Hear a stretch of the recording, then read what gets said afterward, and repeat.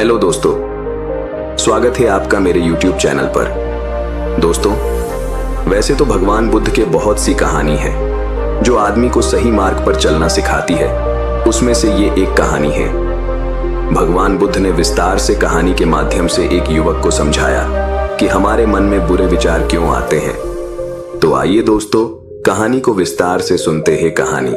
हमारे मन में बुरे विचार क्यों आते हैं? हम नहीं चाहते, लेकिन फिर भी हमारे मन में गंदे ख्याल आते रहते हैं। लेकिन क्यों? मन हमारा सबसे बड़ा मित्र है और मन ही हमारा सबसे बड़ा शत्रु है। जब हम अपने मन के अनुसार चलते हैं तो मन हमें भटका देता है, और जब हम मन को संतुलित कर लेते हैं तो हमें जीवन में सब कुछ मिल जाता है। हम अपने मन में आने वाले गंदे विचारों को रोकने की कोशिश करते हैं, लेकिन जितना हम रोकते हैं उतने ही अधिक ये विचार हमारे अंदर प्रवेश करते हैं। आप किसी चीज से जितना दूर भागेंगे वह चीज उतनी ही ज्यादा आपके पास आएगी। इसलिए उस चीज से दूर न भागें, बल्कि उस पर संतुलन बनाए रखें। एक बार एक युवक गौतम बुद्ध के पास आया और गौतम बुद्ध से बोला, हे बुद्ध, मेरे मन में इतने गंदे विचार क्यों आते हैं? मैं नहीं चाहता कि मेरे मन में गंदे विचार आएं, लेकिन वासना के विचार हमेशा मेरे मन में चलते रहते हैं और मैं उनके बारे में सोच सोच कर बहुत परेशान रहता हूं। ये सब सोचने में मेरी ऊर्जा और समय बर्बाद होता है, और इन्हीं सब विचारों के कारण मैं कभी कभी शांत नहीं रह पाता और हमेशा महिलाओं को देखकर मोहित हो जाता हूं। खुद को रोक नहीं पाता हूं। बुद्ध मुस्कुराए और उन्होंने उस युवक से पूछा, क्या तुम जानते हो कि यह वासना क्या है? तब लड़के ने जवाब दिया और कहा, बुद्ध, मुझे नहीं पता वासना क्या है, लेकिन हाँ, जो भी है ये बहुत बुरी बात है। तब बुद्ध ने उस युवक से कहा, सबसे पहले तुम्हें यह समझना होगा कि जो कुछ भी हमारे अंदर स्वाभाविक रूप से है वह बुरा नहीं है।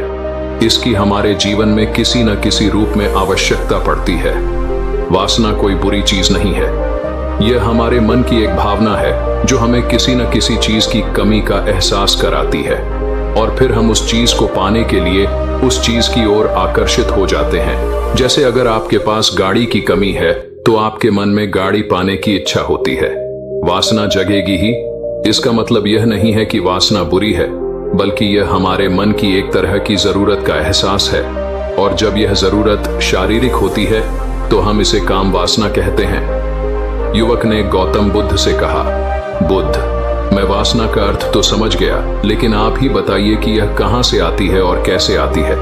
गौतम बुद्ध ने कहा कि वासना कहीं से नहीं आती, यह हमारे अंदर ही है, और इसका होना जरूरी है, तभी मानव जाति का विस्तार होगा। युवक ने कहा, जब यह हमारे अंदर है और जरूरी भी है तो लोग इसे गलत क्यों कहते हैं? बुद्ध ने कहा, यही समस्या है। लोगों ने वासना के बारे में गलत सोच रखी है। वे इसे छुपाने और दबाने की कोशिश करते हैं। वासना गलत नहीं है, लेकिन वासना का गलत तरीके से उपयोग करना गलत है। लोग जो पसंद करते हैं उसके लिए जीना शुरू कर देते हैं और हर समय उसी के बारे में सोचते रहते हैं, लेकिन यह सब गलत है। बुद्ध ने युवक से कहा, क्या तुम्हें पता है कि जानवर भी सेक्स करते हैं? युवक ने उत्तर दिया, हाँ बुद्ध, जानवरों में भी वासना होती है, क्योंकि जानवर भी अपनी पीढ़ी को आगे ले जाते हैं। बुद्ध ने कहा, तो फिर हम जानवरों की वासना को गलत क्यों नहीं कहते? युवक ने कहा, मैं नहीं जानता, महात्मा, आप ही बताइए।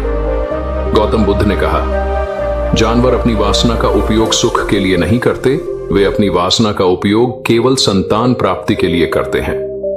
प्रकृति ने जानवरों को इतनी समझ नहीं दी है कि वे वासना को अपनी खुशी का आधार बना सकें, जबकि मनुष्य अपनी समझ के आधार पर प्रकृति में पाई जाने वाली हर चीज का उपयोग अपनी खुशी के लिए करता है। हम इंसानों ने काम और वासना को अपनी खुशी का जरिया बना लिया है, जबकि प्रकृति ने हमें अपने वंश को आगे बढ़ाने के लिए दिया है, लेकिन मनुष्य ने इसे अपने जीवन का अंतिम लक्ष्य बना लिया है, और वासना को बेलगाम होने देना गलत है। हम हावी क्यों हैं? यह बेलगाम क्यों हो जाता है? तब गौतम बुद्ध ने कहा, अब जो मैं तुम्हें बताऊंगा उसे सुनो, ध्यान से सुनो। तुम्हें वासना का पूरा खेल समझ में आ जाएगा। तुम्हें तुम्हारे सभी सवालों के जवाब मिल जाएंगे। तुम्हें बस ध्यान से सुनकर समझना होगा। तब गौतम बुद्ध ने उस युवक से कहा, एक समय की बात है, गुरु और उनके शिष्य एक आश्रम में रहते थे। शिष्य प्रतिदिन दीक्षा लेने के लिए आश्रम से बाहर गांव में जाते थे। जो शिष्य भिक्षा लेने के लिए गांव में जाता था, रास्ते में एक नदी पड़ती थी जिससे होकर वह प्रतिदिन भिक्षा लेने के लिए जाता था। एक दिन उसने एक लड़के को पेड़ के पीछे छुपे हुए देखा। वह लड़के के पास गया और पूछा, भाई तुम इस पेड़ के पीछे छिपकर क्या देख रहे हो? लड़के ने कहा, अरे क्या तुम्हें वह नहीं दिख रहा जो मैं देख रहा हूं? उसकी नजर नदी पर पड़ी तो वहां कुछ लड़कियां पानी भर रही थीं। लड़कियां 25-26 साल की होंगी। तब शिष्य ने लड़के से कहा, अरे भाई वहां तो लड़कियां पानी भर रही हैं, इसमें छिपने की क्या बात है? तभी लड़का शिष्य की ओर देखता है और उससे कहता है, अरे मूर्ख, क्या तुम देख नहीं सकते कि मैं क्या कर रहा हूं? वे परियां नदी से पानी कैसे खींच रही हैं? जरा उसके भावों को देखो, उसके कोमल शरीर को देखो। बर्तन उठाते समय उसकी पतली कमर कैसे लचकती है और उसके बाल उसकी कमर पर ऐसे लहरा रहे हैं मानो सुंदरता बिखरी हुई हो। शिष्य फिर से नदी की ओर देखता है और इस बार वह देखता ही रह जाता है। अब तक उसे कुछ भी दिखाई नहीं दे रहा था और वह बिल्कुल निडर था। उसे किसी बात का डर नहीं था, लेकिन अब वह छिपने लगा और उन लड़कियों को ऐसे देखने लगा जैसे उसने कोई अपराध किया हो। और जब वह छिपकर उन लड़कियों को देख रहा था तो वह अंदर से कांपने लगा।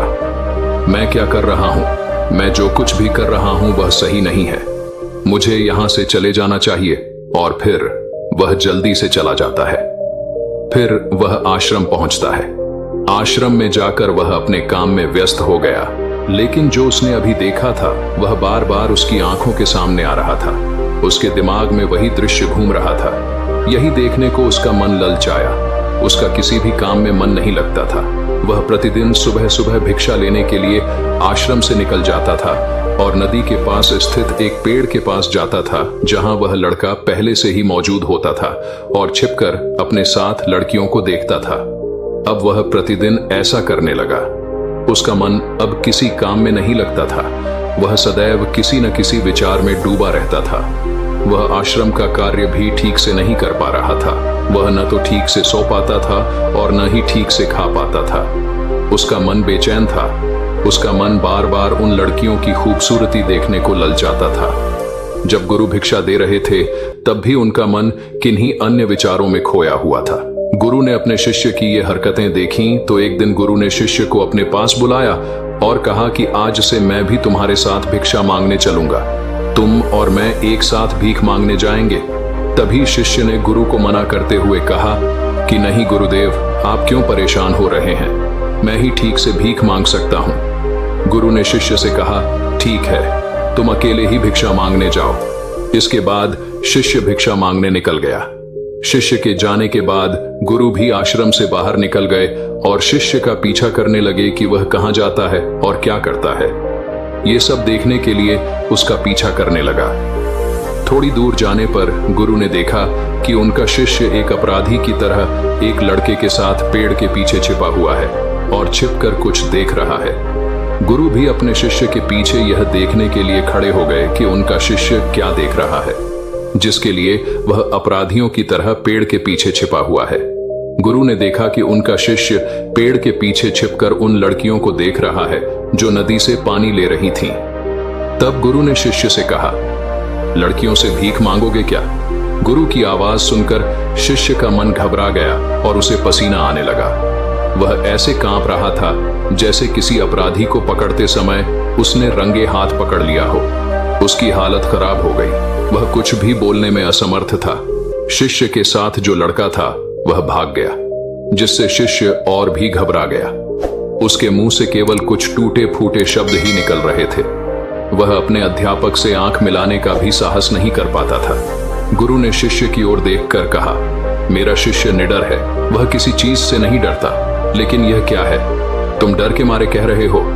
शिष्य ने गुरु से कहा, मुझे माफ कर दीजिए, इसमें मेरी कोई गलती नहीं है। उस आदमी ने मुझे धोखा दिया, लेकिन मैं आपसे वादा करता हूं गुरुदेव, आज के बाद मैं ऐसा दोबारा कभी नहीं करूंगा। क्षमा चाहता हूं। गुरुदेव ने कहा कि कोई बात नहीं, लेकिन तुम्हें यह ध्यान रखना चाहिए कि हम जैसी संगति करते हैं हमें वैसा ही फल मिलता है। जैसे जैसे हम संगति करते हैं उनके विचार हम में प्रवेश करते हैं, इसलिए अच्छी संगति रखें ताकि अच्छे विचार आप में प्रवेश करें। फिर गुरु और शिष्य आश्रम लौट आए और फिर से आश्रम के काम पर ध्यान देने लगे।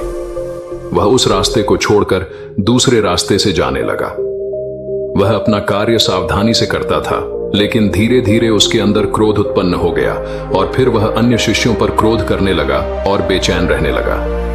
अब वह ठीक समय पर भोजन भी नहीं करता था, वह खाना भी बहुत कम खाता था।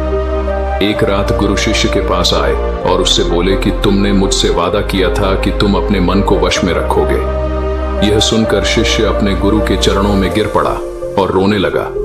उसने रोते हुए गुरु से कहा कि गुरुदेव, मैं कई बार अपना वादा तोड़ चुका हूं, फिर वादा करता हूं, लेकिन हर बार मैं अपना वादा तोड़ देता हूं। यह बिल्कुल भी मेरे वश में नहीं है। मैं अपने मन से सभी बुरे विचारों को बाहर निकालने की बहुत कोशिश करता हूं, लेकिन चाहकर भी मैं ऐसा नहीं कर पाता। तब गुरु ने शिष्य से कहा, मेरे साथ आओ। गुरु शिष्य को आश्रम के बगीचे में ले गए और शिष्य से कहा, देखो, यहाँ कुछ नाले हैं जिनसे होकर नदी का पानी इन पौधों में आ रहा है और यह पानी लगातार बह रहा है। क्या तुम इस पानी का बहाव रोक सकते हो? शिष्य ने कहा, हाँ गुरुदेव, मैं इस प्रवाह को रोक सकता हूं। तब शिष्य ने मिट्टी उठाकर उस नाले के किनारे डाल दी। वह पानी थोड़ी देर के लिए रुका और फिर थोड़ी देर बाद उस रेत के ऊपर से पानी आने लगा। गुरु ने शिष्य से कहा, यह क्या है? यह पानी रुका ही नहीं। उसने फिर कुछ कंकड़ उठाए और नाली में फेंक दिए और फिर पानी थोड़ी देर के लिए रुक गया, लेकिन फिर कुछ देर बाद उन कंकड़ पत्थरों के ऊपर से पानी निकलने लगा। गुरु ने कहा, शिष्य क्या हुआ? पानी फिर आ गया है। तुम कह रहे थे कि रोकेंगे। क्या हम किसी चीज को पूरी तरह से रोक सकते हैं? तब शिष्य ने कहा, कोई बात नहीं गुरुदेव, मैं इसे रोक के दिखाऊंगा। फिर वह एक बड़ा पत्थर लाया और नाली पर रख दिया। पानी रुक गया। तब शिष्य ने गुरु से कहा, देखिए गुरुदेव, मैंने कहा था कि मैं पानी रोकूंगा। मैंने पानी रोक कर दिखाया। मैंने आपकी बात पूरी कर दी।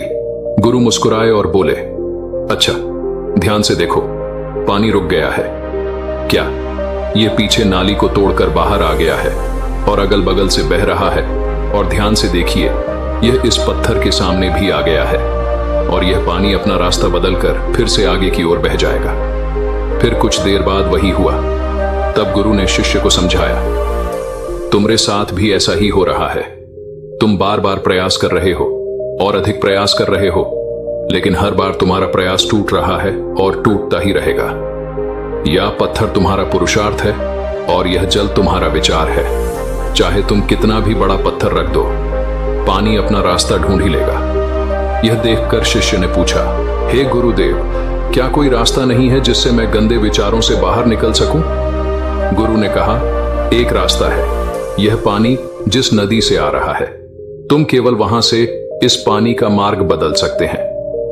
गुरु शिष्य को एक नदी के पास ले गया जहां से पानी उस बगीचे में आ रहा था।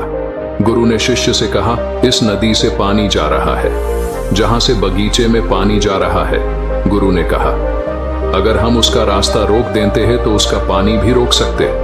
शिष्य ने कहा, हाँ गुरुदेव, ऐसा अवश्य हो सकता है। मैं यहां से इस पानी को बंद कर देता हूं, फिर सामने नाली में पानी नहीं जाएगा और फिर बगीचे में पानी नहीं जाएगा। तब गुरु ने कहा, शिष्य, यदि बगीचे में पानी ही नहीं रहेगा तो पेड़ पौधों को पानी कहां से मिलेगा? उन पेड़ पौधों को पानी की जरूरत होती है। तब शिष्य ने सोचा और कहा, यह बात मेरे दिमाग में कभी नहीं आई। इस पानी का बगीचे में जाना भी जरूरी है। गुरु ने कहा, और उनमें से कुछ पेड़ पौधे ऐसे भी हैं जिन्हें रोजाना पानी की जरूरत होती है। वे सूख कर मर जाएंगे, हमें पानी खोलना पड़ेगा। गुरु की बात सुनकर शिष्य ने पानी के लिए रास्ता खोला तो गुरु ने पूछा, यदि हम इस नदी का सारा पानी बगीचे की ओर मोड़ दें तो क्या होगा? शिष्य ने उत्तर दिया, गुरुदेव, वहां जीत हासिल करने के लिए पेड़ पौधे हैं, वे सब पिघल जाएंगे और कुछ भी नहीं बचेगा। गुरु मुस्कुराए और बोले, तुम ये समझो, हमें कुछ भी रोकना नहीं है, बस हमेशा संतुलन बनाए रखना है। पौधे कम पानी से नष्ट हो जाते हैं तथा पौधे अधिक पानी से भी नष्ट हो जाते हैं। हमारा जीवन संतुलन पर चलता है। गुरु ने शिष्य से कहा, अगर मैं तुम्हें आम के बारे में कुछ ऐसा बताऊं जो तुम्हें नहीं सोचना चाहिए, तो तुम्हारे दिमाग में सबसे पहले किसकी तस्वीर आएगी? गुरु ने कहा, जब हम अशुद्ध विचारों को बलपूर्वक रोकने का प्रयास करते हैं तो वे और अधिक मजबूती से हमारे अंदर प्रवेश कर जाते हैं। इसलिए हमें कभी भी उन्हें दबाने की कोशिश नहीं करनी चाहिए। तब गुरु ने शिष्य से कहा, बुरे लोगों की संगति के कारण ही हमारे मन में गंदे विचार आते हैं। कई बार कामुकता हमारे अंदर नहीं होती, लेकिन कुछ अश्लील लोगों के साथ रहने के कारण वह हम पर हावी हो जाती है। तब शिष्य ने कहा, गुरुदेव आप सही कह रहे हैं, मैं रास्ता भटक गया था। तब वह शिष्य उस रात बहुत शांति से सोया। सुबह उसने अपना काम पूरे मन से किया और फिर सुबह वह भिक्षा लेने के लिए उसी रास्ते से चला गया जहां वह लड़का अभी भी पेड़ के पीछे छिपकर उन लड़कियों को देख रहा था। शिष्य उसे नदी पर ले गया जहां लड़कियां पानी भर रही थीं। उन्होंने उन लड़कियों से पानी मांगा और उनमें से एक लड़की ने उन्हें पानी दिया और शिष्य के पैर छुए। शिष्य ने उन्हें आशीर्वाद दिया कि आप स्वस्थ रहें ताकि मानसिकता सकारात्मक ऊर्जा से भर जाए। उसके चेहरे पर ऐसी मुस्कान आ गई मानो उसे कोई मनपसंद चीज वापस मिल गई हो। वह अपने रास्ते पर वापस जाने लगा। तभी पेड़ के पीछे छिपा लड़का पीछे से आया। वह शिष्य के पास आया और बोला कि क्या बात है, आज आपने करीब से देखा है, तुम तो मुझसे भी आगे निकल गए। तब शिष्य ने कहा, हम हमेशा दूसरों को देखने में लगे रहते हैं। किसी ऐसे व्यक्ति को बताएं जो आपको पसंद हो। अगर वह भी तुम्हें पसंद करती है तो शादी कर लो, पर उससे पहले तुम कुछ बन जाओ। अपने आप को पहचाने, इस तरह अपना समय बर्बाद न करें। फिर वह लड़का उस शिष्य से रोज मिलने लगा और उसने उस लड़के को नदी पर न जाने के लिए प्रेरित किया और फिर वह लड़का अपने जीवन में कुछ बनने के लिए संघर्ष करने लगा। तो देखा आपने संगति का असर क्या होता है। अपनी संगति बदलो, अपने विचार बदलो। गुरु ने शिष्य से पूछा, क्या तुम्हें तुम्हारे सभी प्रश्नों के उत्तर मिल गए? तब शिष्य ने कहा, हाँ महात्मा जी, धन्यवाद। तब गुरु ने शिष्य से कहा कि जब तुम्हारे मन में गंदे विचार आए तो खुद को दोषी मत मानना। यह शरीर है और यह सब इसने हजारों वर्षों से सीखा है। यह सिर्फ आपके सोचने या शपथ लेने से टूटने वाला नहीं है, बल्कि आपके पास वह शक्ति है, वह ऊर्जा है जिसका आपको संतुलन में उपयोग करना है। आप एक जीवित ऊर्जा हैं जो कुछ भी अनुभव करने के लिए स्वतंत्र है। इसलिए आप स्वयं को जानते हैं। हमारे विचार ही हमारे भविष्य की दिशा तय करते हैं। हमें अपने मन में पूरी ताकत से सकारात्मक विचारों को अपनाना चाहिए ताकि हम सही दिशा में आगे बढ़ सकें। तो दोस्तों, कैसे लगी आपको ये गौतम बुद्ध की कहानी? अगर अच्छी लगी है तो वीडियो को एक लाइक जरूर कर दीजिए और वीडियो को शेयर भी जरूर कर दीजिएगा और ऐसे ही वीडियो देखने के लिए चैनल को सब्सक्राइब जरूर कर दीजिए। तो चलिए दोस्तों, मिलते हैं अगले वीडियो में। धन्यवाद। आपका दिन शुभ हो।